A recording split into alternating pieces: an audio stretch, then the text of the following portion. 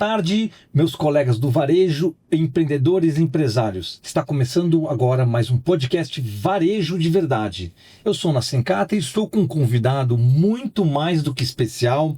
Ele que já trabalhou como gerente nacional da Montana por 23 anos, é uma lenda no mercado, e hoje está como diretor de vendas e marketing da Salvabras. Recebam aí com muito carinho meu grande amigo Rafael Ferreira.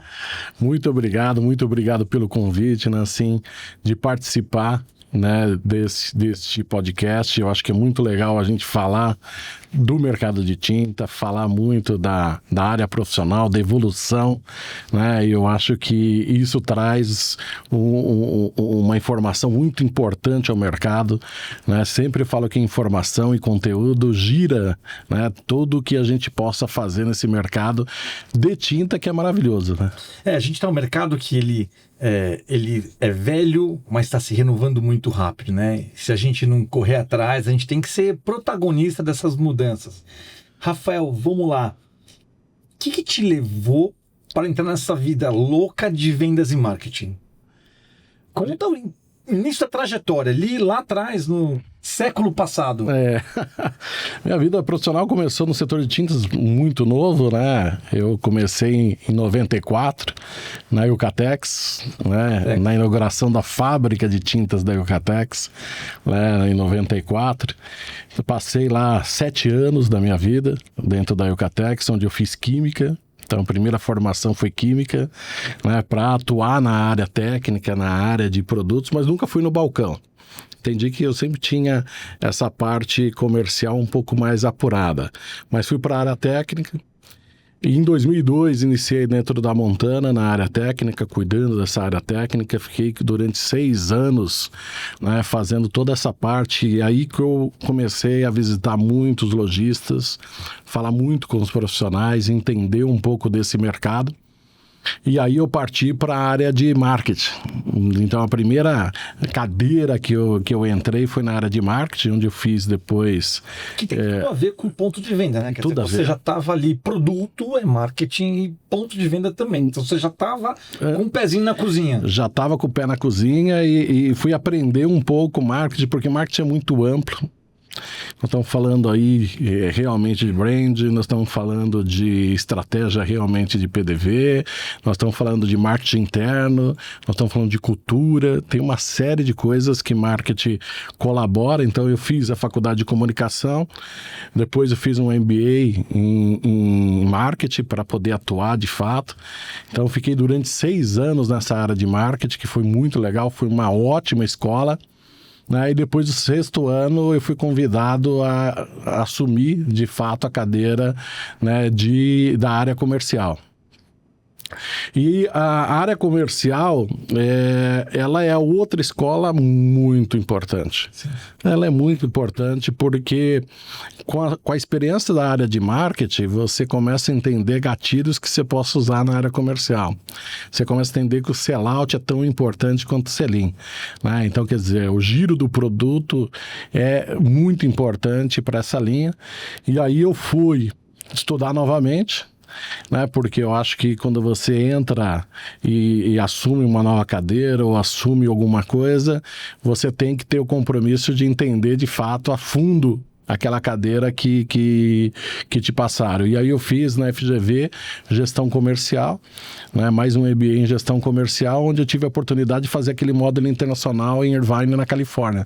Eu fui para os Estados Unidos, fiz o módulo internacional, e muito bacana, e aprendi aí durante 10 anos lidar com o varejo, né, entender um pouco do varejo.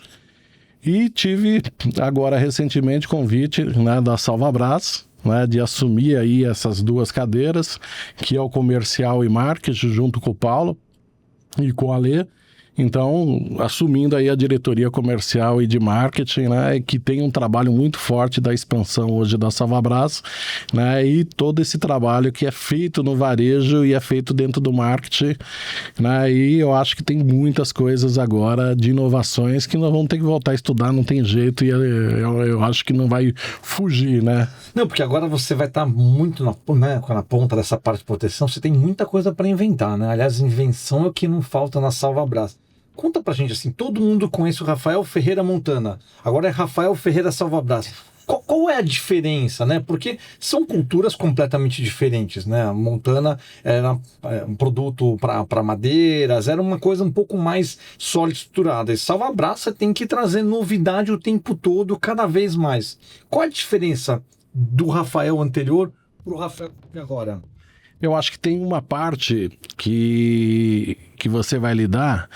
O canal de venda, na sua maioria, ele é o mesmo. Ele é o tinteiro, ele é o home center, ele é o distribuidor.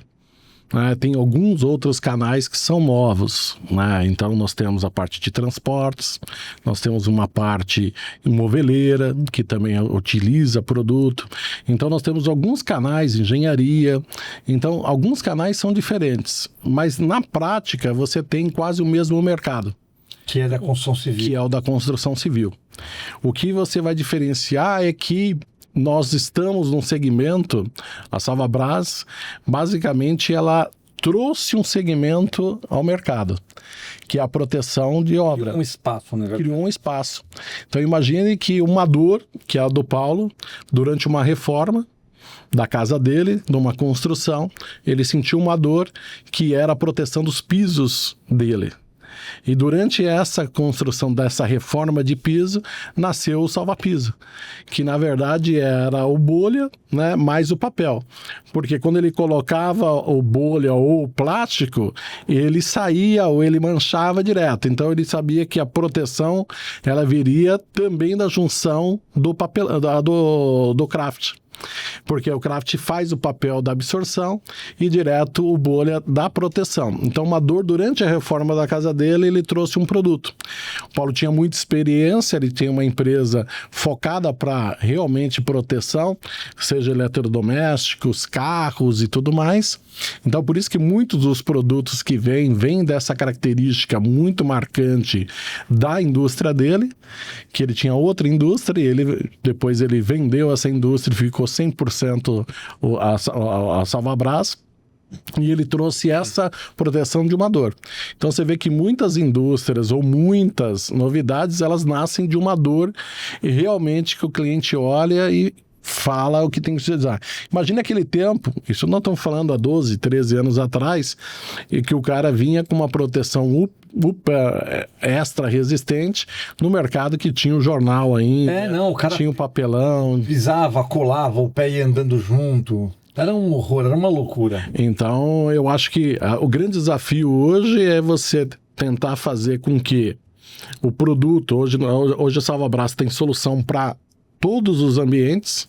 Então eu tenho solução para pisos, tenho soluções para tampos, para ralos, para uma série de situações. Ralo, salva ralo. Durante a obra, o que mais acontece? Detrito, né? Detrito. Então eu tenho uma proteção que é chamada salva-ralo.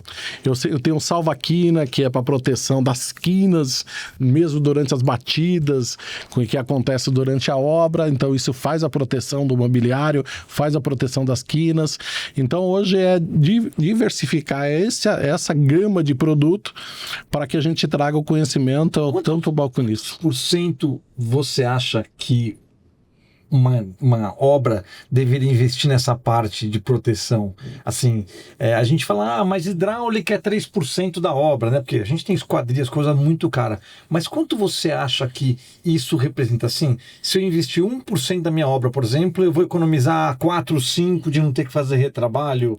Porque você não tem só um material, né? Você tem que chamar a pessoa de novo, todo o aborrecimento que você tem. Qual é a conta de vocês? É 0,5%? É 1%? Quanto que deveria ser? A gente fala até de pintura, né? Sim. Da mão de obra de pintura, nem da obra. Porque se for da obra, isso aí vai cair para menos de 1%, muito menos. A gente sempre fala a gente brinca, o nosso slogan, né? É melhor ter, né? Salvabras é melhor ter. Por quê? O custo de você trocar uma peça já é, às vezes, o custo da proteção inteira da obra. É verdade. Então, se você pega lá uma bancada que foi danificada de granito, se você vai pegar, por exemplo, um piso que você tá lá no meio da sala e aí acabou caindo aquele gesso, caiu aquela quina direto e quebrou aquele piso, às vezes você pega um piso de 1 por 1, que é uma grana danada, até para trocar e ajustar. Trocar aquele piso, você ia fazer outras coisas, você nem tem a peça, aí virou um mico mesmo, né? Então a gente entende que a proteção hoje ela faz parte da evolução do pintor e da obra. Então quer dizer, hoje cada vez... aguenta colocar a escada em cima, arrastar. Por isso que a gente chama de níveis de proteção. Então você vai ter o salva-piso, que é tripla camada. Então você tem o papel, que é a parte da absorção, o plástico bolha, que é para a parte de impacto, então é um plástico bolha de alta densidade, e você tem o papel laminado, então que faz a impermeabilização. Então o salva-piso é aquela obra que você vai ficar com ela. Então você vai passar um tempo com ela, deixa eu ver se tá aqui, ó, que é isso aqui, ó. Então quando a gente olha em proteção, nós estamos falando disso aqui, uma tripla camada. Quando você olha, por exemplo, uma proteção à pintura, uma repintura rápida, você vai usar um craft pintura, que é 60% mais barato que um salva-piso. Então eu falo que a proteção hoje, isso aqui é para você substituir quem? A lona. Entendi. Esse substitui a lona. Mais rígido, né? Ele é um papel laminado, ó. Então ele não vai deixar impermeabilizar. Então hoje você tem solução mais barata que vai combater desde um papelão, desde uma que não dá lona pro cara preta, reclamar, né, na verdade. Não, e desde uma proteção alta quando você ajustar. Então a Salvabras hoje tira a dor da obra, né, e consegue fazer com que o pintor realmente tire aquele problema que acontece direto, que é a dor da obra direto. E a gente sabe o seguinte, né, assim, eu cuidei 4 anos da Comissão de Tintas Imobiliárias do Citivesp, quando inaugurou essa Comissão de Tintas Imobiliárias do Citivesp, e a gente fez uma campanha chamada Mais Cor para Sua Vida, que mostrava que realmente a pintura é o revestimento mais barato por metro quadrado. A tinta é o único lugar que você sai de manhã e à tarde é outro ambiente, ele muda o ambiente.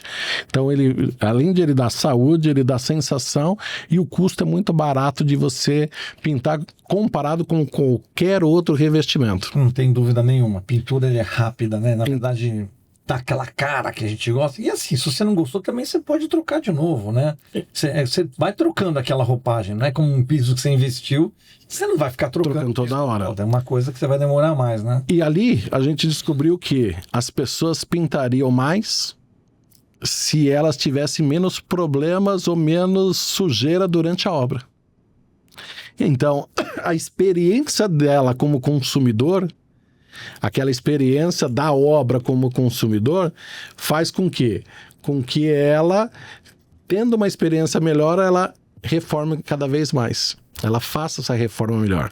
Tanto que quando você tem lá um mestre de obra ou um pintor que você já gosta, você acerta, você acaba segurando ele para você, e sempre que precisa você ajusta.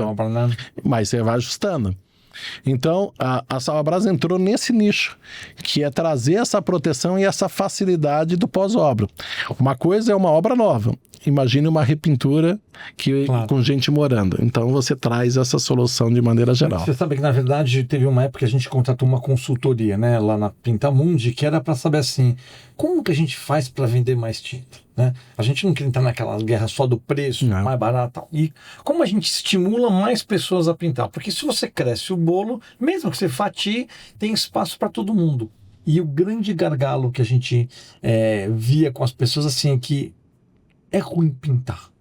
É ruim em que sentido? É um incômodo, né? Se você conseguir transformar essa pintura numa coisa prazerosa, uma coisa legal, as pessoas vão pintar muito mais. Então, estimular as pessoas a entender que, olha, tudo bem, tudo que você faz, né, de mudança causa algum incômodo, mas que o resultado no final seja muito mais prazeroso, que você consiga agregar um valor muito legal naquele investimento que você faz, né? A gente entendeu que a educação ela muda de fato a percepção tanto do consumidor, tanto do profissional, tanto do lojista, e realmente quando você diminui esse problema, você facilita o dia a dia. Estimula mais, né? Estimula. Então a gente criou um programa junto com o Paulo, quando eu entrei ele já estava aqui, chama Salva Educa. que realmente é trazer em vários âmbitos a educação. A gente entendeu que quando a gente treina, sai do produto, sai para o benefício, treina, qualifica, melhora esse pintor profissional de maneira geral, a percepção, né, e como que a gente mostra que ele pode realmente dar uma experiência melhor ao seu consumidor através de ferramentas, a gente vai realmente trazer essa profissionalização melhor. Então, por isso que a gente vem trabalhando hoje, nós estamos um trabalho muito forte agora com o IA. IA é um caminho indiscutível para qualquer um. Então a IA ela vai fazer parte, por isso que eu acho que uma das minhas próximas formações vai ser IA para negócios. Então hoje a generativa ela é muito importante. Então você vai gerar dados, você vai consumir dados, ela não vai mudar a sua profissão, mas ela vai facilitar o seu dia a dia. Então ela vai te ajudar no seu processo. E uma delas é que a gente vai trazer isso através de WhatsApp, para que as pessoas possam realmente, através da sua dor, da sua metragem, da sua linha, ela fazer uma conversa direta. Talvez um dia você consegue filmar o seu ambiente, ela já te falar quanto ela vai tem, o que você tem que usar, como ela faz, ela vai te dar já tem um manualzinho. E ela vai te mandar imagem, personalizado. foto, ela vai te indicar direto. Então, hoje ela vai fazer todo esse trabalho. Nós estamos indo para os congressos, então uma série de ferramentas para que a gente possa realmente trabalhar essa evolução que o pintor já está tendo no dia a dia. Você falou de mão de obra, né? E aí uma questão que é muito importante, que eu ouço bastante. Todo mundo fala que a parte mais difícil é achar gente para trabalhar.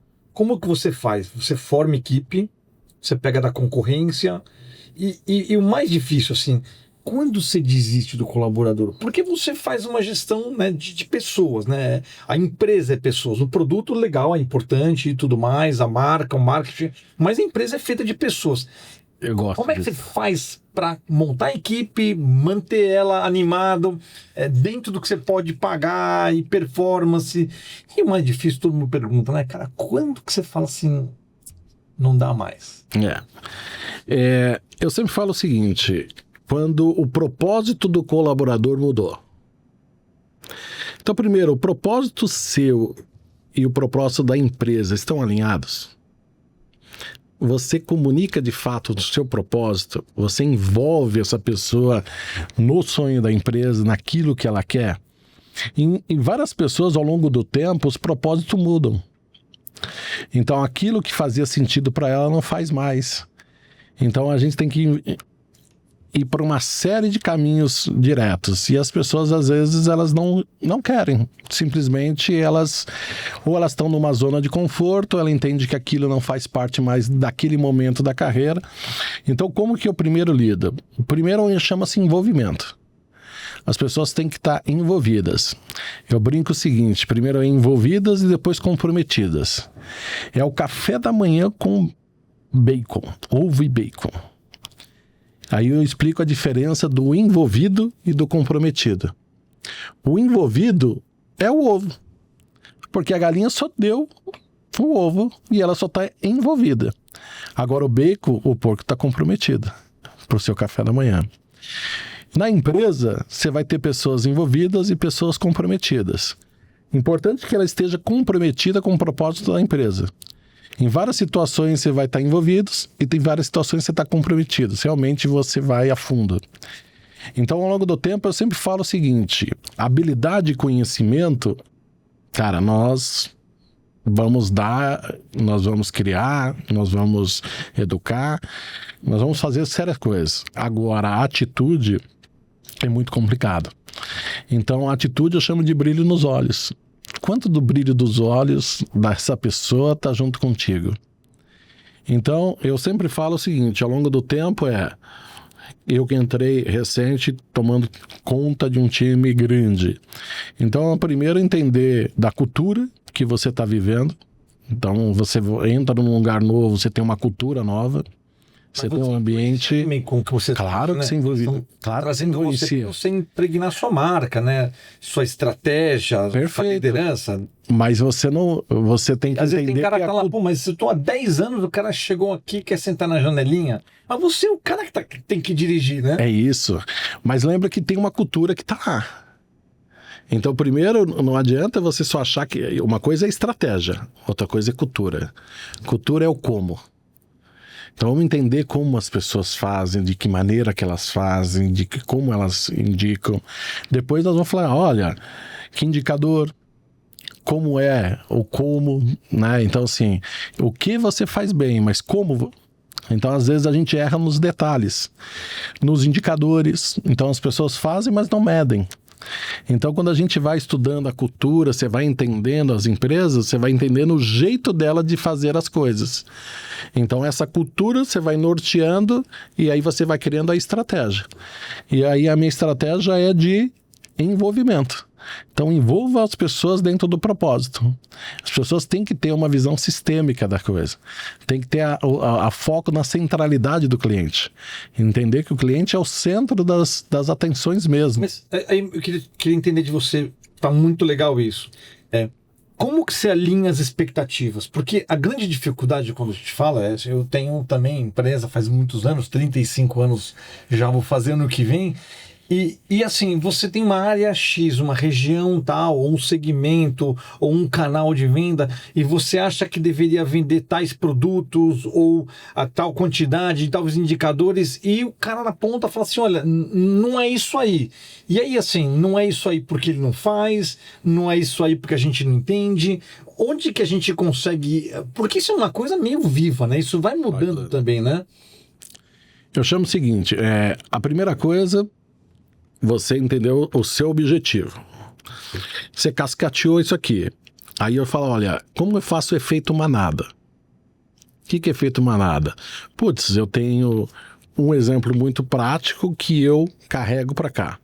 Então a primeira coisa é, você tem constância na sua comunicação com a sua equipe? Não adianta que a história do ovo de galinha e do ovo de pato. Cara, eu falo uma vez a cada semestre com o meu time, põe um ovo desse tamanho com um monte de coisa. Cara, eu prefiro que você tenha periodicidade, frequência, e você sempre vai jogando a sua estratégia. Porque muitas das coisas, as pessoas não saem de casa para não vender, as pessoas não saem de casa. Você tem que sair no propósito desse, para errar, para ajustar. Mas quando você é o emissor da comunicação, você vai entender que eu tenho que falar para pessoas diferentes, com modos diferentes ou com exemplos diferentes. O propósito de vender não muda. O que vai mudar vai ser os caminhos. Ou eu vou vir de trem, ou eu vou vir de ônibus, ou eu vou vir de carro. Então, os canais de comunicação são adequados. Eu dou um exemplo. Assim que eu entrei, nós gravamos com o Paulo 20 vídeos de produtos. 20 vídeos de produtos em que a gente está soltando isso periodicamente com a estratégia de produto e colinha. E nós falamos essa semana aqui do craft pintura. Cara, e nós estamos falando muito que ele é um concorrente da lona. E aí um representante nosso muito bom falou, putz, eu estava batendo muito no salva-piso para este produto. Às vezes você tem um gatilho que você muda, simples de venda, que vai fazer a diferença. Então, o que eu te falo é, quando você treina com constância, você vai começando a entender se o cara realmente ele sabe, se ele quer, né? Eu sempre falo que tem a diferença do cara querer e o cara não quer. Então, assim, você vai entender um pouco dessa história no dia a dia. Então, com a frequência, você vai indo com... Mas assim, mas não tem aquele cara que tá passando um momento difícil, ou o cara se separou, porque assim, vendedor é emoção, né? Você tem isso. E aí? Mas você precisa do cara, o cara é um cara importante, não performa, o resultado não vem, aí você fala, puxa, porque hoje também a gente tem muito, né? Principalmente com essa geração Z, a galera mais jovem, né? Assim, você precisa ser o psicólogo do cara, você quer ser professor, você tem que ser o tiozão, você tem que ouvir o problema do cara e... Imagine que assim, olha... Como é que é com um cara em todo o Brasil, né? Você tá... Né? Tua milhagem aí deve ser bastante do programa de milhas. Primeiro, você tem que entender que você tem uma escala para seguir. Então, a liderança A liderança gera a estratégia. Então, primeiro, você tem que entender que seu líder, o seu gerente, o meu regional, este tem que estar muito bem treinado, muito bem qualificado, porque ele vai gerar a estratégia do seu time de cá. Então, primeiro, para efeito manada, você vai entender que um dos poderes é fazer com que tanto a cultura e a estratégia esteja ligada na linha de liderança. Então, primeira coisa, seu líder está preparado para o modelo de negócio do que você faz. Depois, sua diretriz está bem alinhada, porque às vezes a gente se preocupa no que fazer, mas não conversa com ele no como fazer. Então, o como ele é tão importante que o quê? Depois a gente vai para a história das gerações ou direto. Então, para uma indústria, qual é o grande problema? Parte da indústria é de representantes. E eles são mistos. Então tem representante que ganha dinheiro, tem representante que não ganha dinheiro, tem representante que ajusta. Então o que a gente mostra ao longo da jornada são os representantes que usa você como muleta. Bom, eu vou lá, tá, ofereço também, mas eu tenho outra pasta, a pasta não é a nossa principal. Então a indústria, a não ser as grandes, as nacionais e diretas, elas têm um time misto. Então isso precisa ser lidado para a ponta. Então, primeiro é entender que aquele cara ele faz parte de um time e nós vamos ter que... Você não vai conseguir cuidar de 100% das pessoas. Mas quando que você desiste do cara? Falando, olha, já não vai dar mais. Tal. Quando o brilho do olho do cara morreu. Entendi. Você sabe quando o brilho do olho da pessoa... O propósito dele mudou com a gente. Entendi. Eu acho que quando você chega para um gerente, ou chega para um regional, ou para um gerente de loja, você conversa com ele e aquele brilho do olho acabou, não vai mudar. Por isso que eu falo, conhecimento, habilidade, o cara não sabe, isso aqui, é aqui. O dia que ele olhar e dizer assim, não faz mais sentido para mim ter Salvabras, aí você... o brilho acabou. Ali já acabou. É porque as pessoas sempre falam, né? Demita rápido e contrate devagar, né? Mas é difícil, né? Não, é às difícil. Vezes tem momentos que você fala assim, puxa, se eu mandar o cara embora, eu fico com um buraco na área, não, mas eu falo o cliente não tem nada a ver com esse problema nosso. Mas tem essa questão um pouquinho. Sim, mas a pior coisa é você ter alguém ruim no time. Ruim no time. Então eu falo o seguinte, olha... não levar pro coração, né? Aquelas coisas de toda vez que você leva do coitadinho, aí não sei se vai dar e tudo mais, ele não tá performando, aquele momento você saiu de chefe para amigo. Paternalismo. Cara... Mas não é natural. Você viaja com o cara, você tá junto. Mas o brilho do olho, não. Você pode fazer um desligamento de uma pessoa tranquilamente o dia que ela entende que ela já não tá mais performando. Porque assim, olha, se ela é uma liderança direta com você, se você já não deu tanto feedback para ela, é que você tá gerenciando errado. Essa questão da maturidade das pessoas, né? Não é todo mundo que tem isso. Eu já vi, por exemplo, colaborador, o cara trabalhou com a gente um tempão, começou ali lá de baixo, cresceu, chegou esse momento e assim, parecia que não tinha a menor ideia que isso ia acontecer, não estava se enxergando, e a gente dando feedback, e achava, não, mas o cara tá pegando no meu pé, tá pedindo coisa que não dá para fazer, né? É isso. Lembra quando eu falo que o propósito está desalinhado? É verdade. Então, nem sempre quem começou contigo até agora vai conseguir passar de hoje para o futuro. Vou te fazer agora uma pergunta mais rápida. Nosso tempo está acabando, tá maravilhoso. Eu tinha um monte de coisa para te perguntar ali. A gente vai ter que marcar de novo, porque não vai dar mesmo.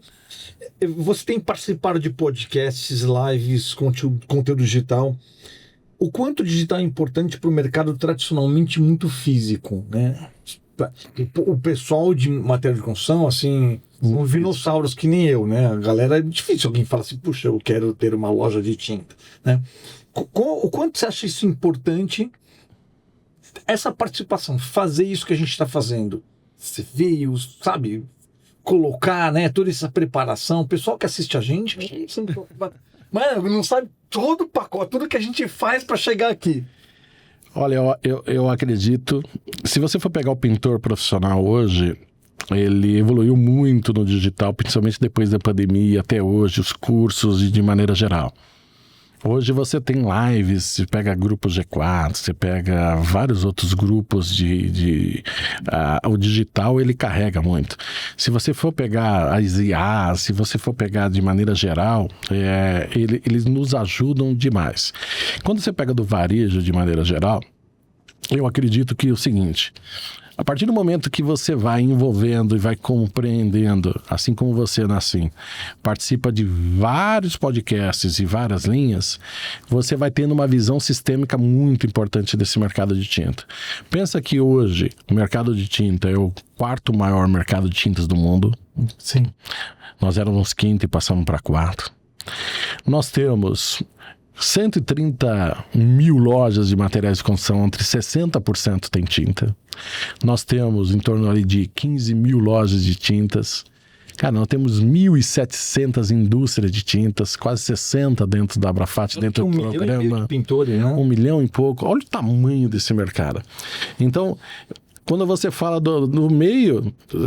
Pega aí quanto digital, quanto Instagram, quanto sua marca, quanto seu produto pode ir para o meio digital e você fazer um efeito manada gigantesco. Então, assim, hoje não tem como você estar fora desse mercado. Que conversa incrível, eu queria agradecer muito aí o Rafael Ferreira, que tem toda essa experiência, tanto conteúdo, tanta história, né? Nós somos do século passado. Queria agradecer muito a sua presença e... do último recado para o pessoal aí que está em casa. Bacana. Eu primeiro quero agradecer de coração ter participado contigo. Acredito que o mercado de tintas é um mercado fantástico. O varejo ele é espetacular. E aprenda com todo mundo do varejo, além dos tinteiros. Olhe fora da caixa que você vai enxergar coisas, ou metodologias, ou processo. Esteja sempre não inconformado no sentido de evolução e não inconformado em cima de processo. Sim. Então, entender que você possa evoluir sempre, né? E buscar essa evolução é a constância do que você quer viver. Né? Eu quero estar dentro do propósito, eu quero estar envolvido ou comprometido. Eu quero ser o ovo ou quero ser o bacon do meu setor. Então eu acho que você quer ser comprometido, você vai entender que se eu tenho um propósito que é vender mais, eu tenho que participar de live, eu tenho que vender. Se eu tenho que vender mais e falar com o pintor, então eu vou falar com o pintor. Se eu tenho que vender mais e deixar minha loja arrumada ao longo do tempo, eu tenho que arrumar minha loja ao longo do tempo. Você entende que vender mais significa você fazer uma série de comportamentos. Então o propósito não muda, o que vai mudar é as maneiras. E aí, ser inconformado é isso. Você entender que eu posso ampliar minha linha de proteção, minha linha de pintura, minha linha de equipamentos, posso ir para o automotivo, posso ir para o industrial. Então, o setor de tintas é muito grande, é muito segmentado e você pode crescer faseado ou pode ser especialista numa área só. Então, graças a Deus ele é tão grande que o mercado brasileiro é continental e que dá oportunidade para todo mundo. Agora esteja comprometido. Muito obrigado. E você que acompanhou aqui a gente até agora no Varejo, no podcast Varejo de Verdade, não se esqueça de seguir a gente no Spotify, seguir a gente nas redes sociais e no YouTube e recomendar para sua equipe e o pessoal que está junto com você. Eu sou Nassim Catri e gravamos agora mais um episódio do Varejo de Verdade.